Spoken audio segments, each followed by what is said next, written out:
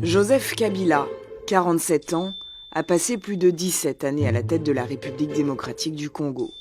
Il aurait dû quitter le pouvoir fin 2016 lors d'une élection qui n'a pas eu lieu. 5 choses à savoir sur Joseph Kabila. Joseph Kabila est arrivé au pouvoir à l'âge de 29 ans, après la mort de son père, assassiné par un de ses agents de sécurité. Le jeune homme, taiseux et inexpérimenté, est désigné président par l'entourage du Mzee. 17 ans plus tard, celui sur lequel personne ne pariait est toujours à la tête de la RDC. Joseph Kabila arrivait au terme de son mandat le 19 décembre 2016.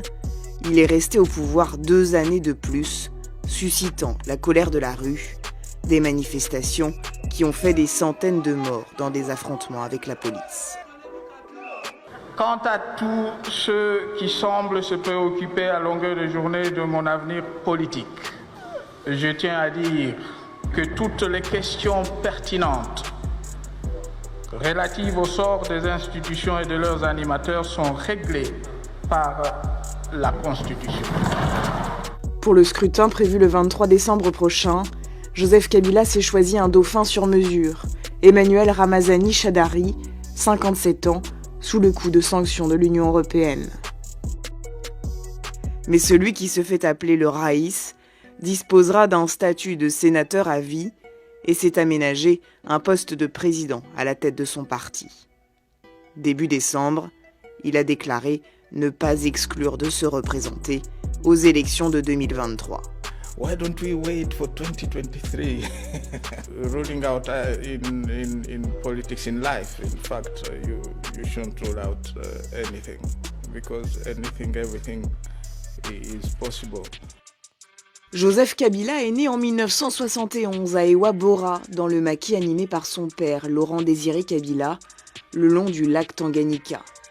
Il est contraint dans les années 80 de vivre dans la clandestinité, en Tanzanie, sous un nom d'emprunt, ce qui occasionnera de tenaces rumeurs sur sa filiation avec Laurent Désiré Kabila. Son père est alors à la tête d'une étrange rébellion dans l'est de la RDC, un temps fréquentée par Che Guevara. En 1996, une offensive régionale parrainée par le Rwanda se prépare pour faire tomber le dictateur Mobutu. Il fallait un Congolais. Laurent Désiré Kabila est choisi. Joseph poursuit ensuite sa formation militaire en Chine. À son retour, il prend la tête de l'armée congolaise avec le grade de général de division.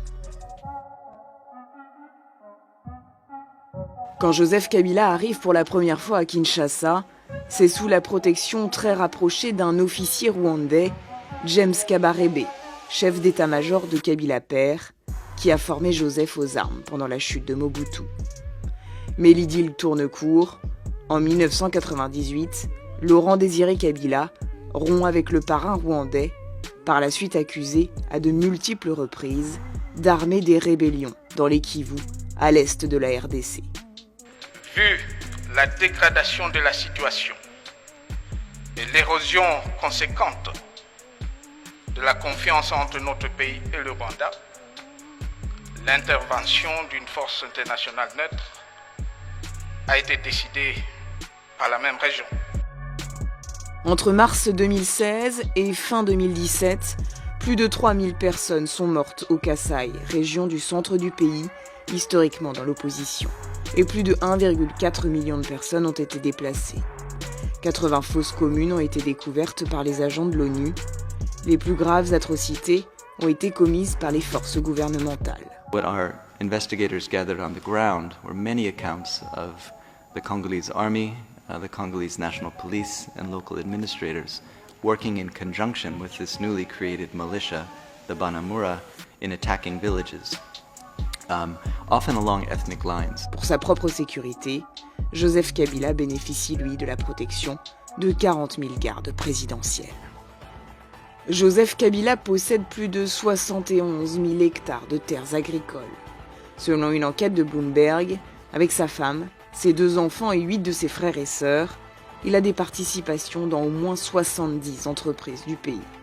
La famille est présente dans tous les secteurs, Banque, agriculture, distribution de carburant, transport aérien et bien sûr dans le secteur minier. Le clan Kabila contrôlerait plus de 120 permis d'extraction d'or, de diamants, de cuivre ou de cobalt. Ce sont par exemple 2 entreprises familiales qui possèdent le permis d'exploiter des gisements de diamants sur plus de 700 km le long de la frontière avec l'Angola. On lui reproche également d'avoir vendu des concessions minières à des sociétés offshore à des prix défiant toute concurrence. Le 23 décembre, Joseph Kabila devrait céder le pouvoir et a dit vouloir prendre du temps pour s'occuper de ses fermes. Mais il ne sera pas en congé de son pays.